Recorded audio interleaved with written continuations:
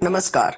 तो आज हम एनसीईआरटी बुक के पेज नंबर 15 पे जो क्वेश्चन है वो सॉल्व करने वाले हैं। यानी है तो ये एक्सरसाइज का ही क्वेश्चंस, लेकिन कुछ क्वेश्चन जो कि हमने पिछले वीडियो में किया था और कुछ क्वेश्चन है जो इस वीडियो में करेंगे। एक्चुअली हम पेज वाइज क्वेश्चन सॉल्व कर रहे हैं, तो पेज नंबर 15 पे जो क्वेश्चन है उसे हम आज सॉल्व करने वाले हैं। तो सबसे पहला क्वेश्चन देखिए क्या पूछ रहा है। What happens when dilute hydrochloric acid is added to iron fillings?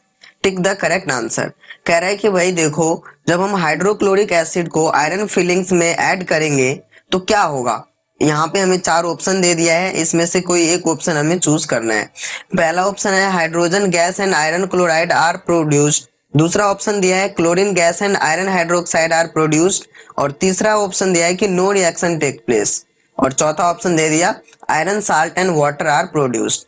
तो भैया देखो, बड़ी सिंपल सी बात है कि जब कभी भी हम डाइल्यूट हाइड्रोक्लोरिक एसिड को आयरन फिलिंग्स में ऐड करते हैं तो हमें मालूम है कि हाइड्रोजन गैस और आयरन क्लोराइड बन जाता है। तो इस प्रकार इसका आंसर हुआ फर्स्ट। तो हम इसके आंसर में लिख देंगे hydrogen gas and iron chloride are produced. अब जो नालायक है, जिन्होंने पढ़ा नहीं होगा भाई, उसके लिए हम कुछ नहीं कह सकते। अगला क्वेश्चन देखते हैं। देखिए क्वेश्चन नंबर 4 है, what is balanced chemical equation? Balance chemical equation क्या होता है? Why should chemical equations be balanced? Chemical equations को हमें बैलेंस क्यों करना चाहिए? तो भाई सिंपल सी आंसर इसका ये है। सबसे पहले हम इसका आंसर लिखते हैं कि बैलेंस केमिकल इक्वेशन क्या होता है। तो a chemical equation having an equal number of atoms of different elements in the reactants and products is called a balanced chemical equation. ऐसा कोई भी केमिकल इक्वेशन जिसमें क्या हो, रिएक्टेंट और प्रोडक्ट के साइड जो एलिमेंट्स होते हैं, उसके जो अलग अलग एटम्स होते हैं, वो दोनों साइड इक्वल हो, तो उसे हम बोलेंगे कि ये जो केमिकल इक्वेशन है वो बैलेंस्ड केमिकल इक्वेशन है। फॉर एग्जाम्पल, जैसे मान लीजिए कि ये है जिंक प्लस H2SO4। अब ये रिएक्ट करके क्या बना दिया, ZnSO4 प्लस H2। अगर हम इसे थोड़ा ध्यान से देखें तो इधर देखिए रिएक्टेंट के साइड, यानी कि ये रिएक्टेंट वाला साइड है और ये प्रोडक्ट वाला साइड है। देखिए रिएक्टेंट के साइड में जिंक के कितने एटम है, 1 एटम। और प्रोडक्ट के साइड में भी जिंक के एक ही एटम है। इधर देखिए हाइड्रोजन के 2 एटम है, इस साइड भी हाइड्रोजन के 2 एटम है। ठीक है, सल्फर 1, इधर भी सल्फर 1 है। ऑक्सीजन के 4 हैं तो इधर भी ऑक्सीजन के 4 हैं। तो ये बराबर है, इक्वल है, तो इसे हम बोलेंगे कि ये बैलेंस्ड केमिकल इक्वेशन है। ठीक है, अब आगे देखिए क्या बोला था इन्होंने, why should chemical equation be balanced? हमें केमिकल इक्वेशंस को बैलेंस्ड क्यों करना चाहिए? तो इसका आंसर देखिए क्या है। The chemical equation are balanced to satisfy the law of conservation of mass, which says that matter can neither be created nor be destroyed in a chemical reaction.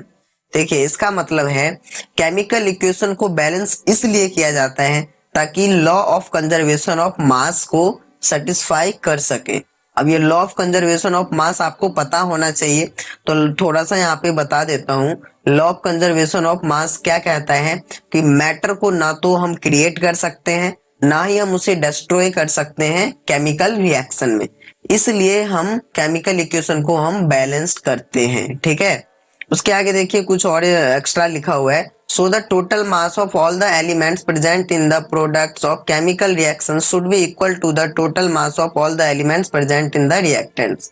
इसका मतलब क्या हुआ कि जितने एलिमेंट्स के साइड में प्रेजेंट होंगे, जितने जितने एलिमेंट्स के एटम रिएक्टेंट के साइड में प्रेजेंट होंगे, उतने ही एलिमेंट के एटम्स प्रोडक्ट के साइड में भी प्रेजेंट होंगे। Move on next question. Next question है 5th question. Translate the following statement into chemical equation and then balance them. हमें यहाँ पे ना वर्ड के फॉर्म में दे दिया है क्वेश्चन। हमें क्या करना है, इसे केमिकल इक्वेशन में कन्वर्ट करना है और उसके बाद क्या करना है, हमें बैलेंस करना है। देखिए सबसे पहला है hydrogen gas combines with nitrogen to form ammonia. कह रहे हैं हाइड्रोजन गैस नाइट्रोजन के साथ कंबाइन होके अमोनिया बना देता है। देखिए हाइड्रोजन गैस, हमने यहाँ पे हाइड्रोजन लिया और नाइट्रोजन लिया, कंबाइन होकर अमोनिया बना दिया यानी NH3। दूसरा है hydrogen sulphide gas burns in air to give water and sulphur dioxide. Hydrogen sulphide gas जब एयर में हम जलाते हैं तो वो वाटर देता है और सल्फर डाइऑक्साइड देता है। तो इसको हमने ऐसे लिखा हाइड्रोजन सल्फाइड, इसको हमने एयर में जलाया तो हमें क्या मिल गया, वाटर और सल्फर डाइऑक्साइड, और फिर हमने इसे बैलेंस कर दिया। ठीक है, अगला देखिए क्या पूछा है, C part. Barium chloride reacts with aluminium sulphate to give aluminium chloride and precipitate of barium sulphate. Barium chloride aluminium sulphate के साथ रिएक्ट होकर क्या बना रहा है, एल्युमिनियम क्लोराइड, और प्रेसिपिटेट ऑफ बना रहा है बेरियम सल्फेट का। तो देखिए बेरियम क्लोराइड ये रहा BaCl2, किसके साथ रिएक्ट कर रहा है, एल्युमिनियम सल्फेट के साथ रिएक्ट करके क्या बना रहा है, एल्युमिनियम क्लोराइड, और क्या बना रहा है, बेरियम सल्फेट, जो कि एक प्रेसिपिटेट है। और देन हमने इसे क्या किया, बैलेंस्ड कर दिया। ठीक है, और इसका डी पार्ट क्या बोला है, डी पार्ट बोला है potassium metal reacts with water to give potassium hydroxide and hydrogen gas. Potassium metal water के साथ रिएक्ट होकर क्या बना रहा है, पोटेशियम हाइड्रोक्साइड और हाइड्रोजन गैस। तो पोटेशियम का हमने ये लिखा, वाटर के साथ रिएक्ट हो रहा है, रिएक्ट करके क्या बना रहा है, पोटेशियम हाइड्रोक्साइड और हाइड्रोजन गैस। चलिए तो अब हम देखते हैं क्वेश्चन नंबर 6। देखिए क्वेश्चन नंबर 6 क्या कह रहा है, balance the following chemical equations. हमें यहाँ पे केमिकल इक्वेशंस दे दिया गया है और हमें इन्हें क्या करना है, बैलेंस करना है। और ये जो क्वेश्चन दिया हुआ है स्टूडेंट्स, ये अनबैलेंस्ड है। तो देखिए इसका आंसर ही कुछ इस प्रकार है। पहला पार्ट है HNO3 plus CaOH twice CaNO3 whole twice plus H2O। ठीक है, तो इसको जब हम बैलेंस करके लिखेंगे तो कुछ इस प्रकार से आंसर आएगा, 2HNO3 plus CaOH whole twice CaNO3 2 plus 2H2O। यानी सिर्फ चेंजेस यहाँ पे हमने 2 लगाया है और यहाँ पे 2 लगाया है, और इसके बाद ये बैलेंस्ड हो गया। ठीक है, और देखिए दूसरा पार्ट क्या कह रहा है, NaOH plus H2SO4 Na2SO4 plus H2O। तो इसको बैलेंस जब हम करेंगे तो ये कुछ इस प्रकार से आंसर आएगा, 2NaOH plus H2SO4 Na2SO4 plus 2H2O। ठीक है, तीसरा पार्ट देखिए क्या है, NaCl plus AgNO3 give rise to AgCl plus NaNO3। जब हम इसे बैलेंस करेंगे तो कुछ इस प्रकार से ये बनेगा। ये इसमें कोई चेंजेस नहीं है स्टूडेंट्स, ये पहले से ही बैलेंस है। ठीक है, तो इसको हमने एज इट इज ऐसे ही लिख दिया जैसे कि ये था। ठीक है, फोर्थ पार्ट देखिए क्या कह रहा है, BaCl2 plus H2SO4 give rise to BaSO4 plus HCl। जब इसको हम बैलेंस करके लिखेंगे तो ये हो जाएगा BaCl2 H2SO4 plus BaSO4 plus 2HCl। ठीक है स्टूडेंट्स, तो ये है इस क्वेश्चन का आंसर, जिसे बैलेंस करके लिखना है। तो आप पहले खुद से बैलेंस करें और बैलेंस करने के बाद यहाँ से आंसर को मैच करें। ठीक है, क्वेश्चन नंबर 7 देखिए क्या कह रहा है, right the balance chemical equations for the following reactions. यहाँ पे ना हमें कुछ रिएक्शंस दिया गया है और हमें इसको बैलेंस करके लिखना है। यहाँ पे क्या है स्टूडेंट्स की वर्ड के फॉर्म में दिया गया है और हमें इसे केमिकल इक्वेशन के फॉर्म में लिख के और फिर इसे हमें बैलेंस करना है। तो देखिए इसका भी मैं सिंपल आंसर ही आपको बताने वाला हूँ। तो क्वेश्चन पहले ध्यान से देख लीजिए क्योंकि नेक्स्ट पेज में फिर मैं दोबारा इस पेज पे नहीं आने वाला। तो ए पार्ट क्या कह रहा है, calcium hydroxide plus carbon dioxide give rise to calcium carbonate plus water. ठीक है, कैल्शियम हाइड्रोक्साइड को कार्बन डाइऑक्साइड में मिलाया जा रहा है और मिलाने के बाद क्या बनता है, कैल्शियम कार्बोनेट प्लस वाटर। दूसरा पार्ट है zinc plus silver nitrate give rise to zinc nitrate plus silver. इसका सी पार्ट क्या कह रहा है, aluminium plus copper sulphate copper chloride give rise to aluminium chloride plus copper. ठीक है, और इसका डी पार्ट क्या है students, barium chloride plus potassium sulphate give rise to barium sulphate plus potassium chloride. ठीक है, अब इसका हम देखिए आंसर कैसे लिखेंगे। इसका आंसर कुछ इस प्रकार है स्टूडेंट्स, डायरेक्ट देखिए मैंने बैलेंस करके और इन्हें लिख दिया। पहला पार्ट बन गया फिर Ca whole twice OH plus CO2 give rise to CaCO3 plus H2O। इसी प्रकार से मैंने ये तीनों पार्ट्स भी यहाँ पे लिख दिए। तो आप इसे खुद से करें पहले सॉल्व, और अगर कोई भी डाउट रहता है तो आप कमेंट बॉक्स में कमेंट कर सकते हैं। 8th क्वेश्चन देखिए क्या कह रहा है, right the balance chemical equation for the following and identify the type of reaction in each case. हमें क्या करना है, ये जो केमिकल इक्वेशन दिया हुआ है इसे हमें बैलेंस करना है और उसके बाद हमें आइडेंटिफाई करना है कि ये कौन सा रिएक्शन है। तो देखिए उसका आंसर कुछ इस प्रकार है, 2 kBr। बैलेंस तो आपको खुद करना पड़ेगा और इसमें मैं सिंपली आपको ये समझाने वाला हूँ कि कौन सा रिएक्शन है। यहाँ पे देखिए अगर आप ध्यान से देखें तो 2 kBr plus BaI2 give rise to 2 Ki plus BaBr2। ये डबल डिस्प्लेसमेंट रिएक्शन है स्टूडेंट्स। क्यों? क्योंकि यहाँ से अगर आप देखें तो 2 kBr है, kBr किस में कन्वर्ट हो गया, Ki में, और यहाँ पे BaI2 किस में कन्वर्ट हो गया, BaBr2 में, मतलब दो दो जगह डिस्प्लेसमेंट हुआ है, तो इसलिए हम डबल डिस्प्लेसमेंट रिएक्शन इसे बोलेंगे, और जो कि एक प्रेसिपिटेशन रिएक्शन भी है। ठीक है स्टूडेंट्स, बी पार्ट देखिए, इसमें क्या है, जिंक कार्बोनेट यानी ZnCO3 क्या दे रहा है हमें, zinc oxide plus carbon dioxide. ये डिकम्पोजिशन रिएक्शन है, क्योंकि यहाँ पे एक सब्सटेंस यहाँ से डिकम्पोज होके दो चीजों में कन्वर्ट हो रहा है। ठीक है, तो इसलिए ये डिकम्पोजिशन रिएक्शन है। सी पार्ट देखें, सी पार्ट में क्या हो रहा है, H2 प्लस Cl2 ये कंबाइन होके क्या बना रहा है, HCl। तो ये तो सिंपल आपको मालूम है, कॉम्बिनेशन रिएक्शन ही है। ठीक है, बैलेंस आप खुद कर लीजिएगा। डी पार्ट देखिए क्या है, Mg plus 2HCl give rise to MgCl2 plus H2। ये डिस्प्लेसमेंट रिएक्शन है स्टूडेंट्स। क्यों? क्योंकि यहाँ पे देखिए Mg ने क्या किया, हाइड्रोजन को रिमूव कर दिया और खुद यहाँ पे आ गया, क्या बना दिया, MgCl2, और हाइड्रोजन को बाहर भगा दिया, तो ये बेचारा इधर पर है, इसलिए ये डिस्प्लेसमेंट रिएक्शन है। Let's move on next question. तो नेक्स्ट क्वेश्चन है स्टूडेंट्स 9th क्वेश्चन, जो क्या कह रहा है हमें, what does one mean by exothermic and endothermic reactions, give examples. कह रहे हैं कि एक्सोथर्मिक और एंडोथर्मिक रिएक्शंस का क्या मतलब होता है, और उसका हमें एग्जांपल देना है। स्टूडेंट्स देखिए, those reactions in which heat is evolve are known as exothermic reactions.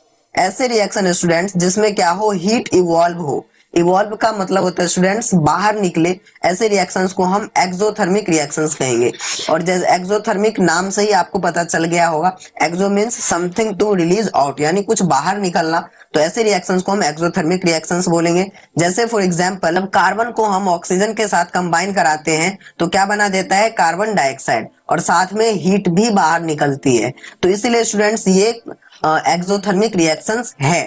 ठीक है, और एंडोथर्मिक रिएक्शन क्या होता है, those reaction in which heat is absorb known as endothermic reaction. ऐसे रिएक्शन स्टूडेंट्स जिसमें क्या हो, हीट एब्जॉर्ब हो, अपने अंदर हीट को एब्जॉर्ब करे, ऐसा कोई भी रिएक्शन, उसे हम एंडोथर्मिक रिएक्शंस बोलेंगे।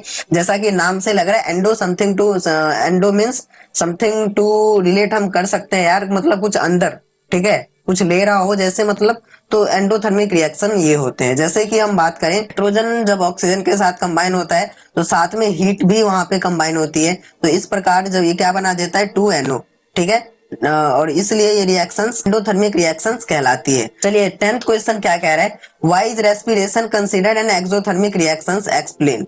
हम कह रहे हैं कि जो रेस्पिरेशन है, यानी जो सांस लेने की प्रक्रिया है, उसको एक्सोथर्मिक रिएक्शंस कहा जाता है। क्यों, उसे हमें एक्सप्लेन करना है। तो स्टूडेंट्स ये बड़ा सिंपल है, respiration is considered an exothermic reaction because energy is released in this process. During respiration, glucose combines with oxygen of air in the cells of our body to form carbon dioxide and water and energy is released. Students क्या होता है, तो हमारे अंदर ये जो respiration का process होता है, उस समय क्या होता है, एनर्जी रिलीज होता है। जब हम सांस लेते हैं, जो हमारे रेस्पिरेशन का प्रोसेस है, उस समय एनर्जी रिलीज होती है। और रेस्पिरेशन के दौरान क्या होता है, ग्लूकोज कंबाइन होता है ऑक्सीजन के साथ, और क्या बना देता है, कार्बन डाइऑक्साइड, वाटर, और एनर्जी बाहर निकल जाती है। स्टूडेंट्स एनर्जी हीट से रिलेटेड ही हम कह सकते हैं, heat is also energy students, ये आपको मालूम होना चाहिए। तो हम जब सांस लेते हैं स्टूडेंट्स, तो एनर्जी रिलीज होता है। जैसा कि ये बेसिक सा, मतलब आप बहुत ही रियल लाइफ से इसको आप रिलेट कर सकते हैं। जब भी हम सांस लेते हैं तो एनर्जी रिलीज होता है। अगर आप सांस नहीं लेंगे स्टूडेंट्स, तो कितना भी आप खाएंगे पिएंगे, कुछ होगा नहीं होगा। तो इसीलिए जब हम सांस लेते हैं तो वहां से एनर्जी रिलीज होती है, और जहां भी एनर्जी बाहर रिलीज होगी तो उसे हम एक्सोथर्मिक रिएक्शंस कहेंगे। ठीक है, और रेस्पिरेशन के दौरान क्या होता है कि जो ग्लूकोज होता है स्टूडेंट्स, वो ऑक्सीजन के साथ कंबाइन होता है, जो कि ऑक्सीजन हम एयर से ले रहे होते हैं, और उसके बाद वो क्या बना देता है, कार्बन डाइऑक्साइड, वाटर, और एनर्जी बाहर निकल जाती है। अगर हम इसे इक्वेशंस के फॉर्म में देखें स्टूडेंट्स, तो ग्लूकोज यानी कि C6H12O6 किसके साथ कंबाइन हो रहा है, ऑक्सीजन के साथ, और कंबाइन होकर क्या बना देता है, ये कार्बन डाइऑक्साइड, वाटर, और एनर्जी बाहर निकल जाती है। ठीक है स्टूडेंट्स, तो इसलिए रेस्पिरेशन को एक्सोथर्मिक रिएक्शंस कहा जाता है। क्वेश्चन नंबर 11 देखिए क्या कह रहा है, why are decomposition reactions called the opposite of combination reactions, write equations for this reaction. कह रहा है कि डिकम्पोजिशन रिएक्शंस को कॉम्बिनेशन रिएक्शन का अपोजिट क्यों कहा जाता है, या फिर हम लोग जैसे कहते हैं ना कि जो डिकम्पोजिशन रिएक्शन है वो कंपोजिशन रिएक्शन का ना बिल्कुल ही ऑपोजिट है।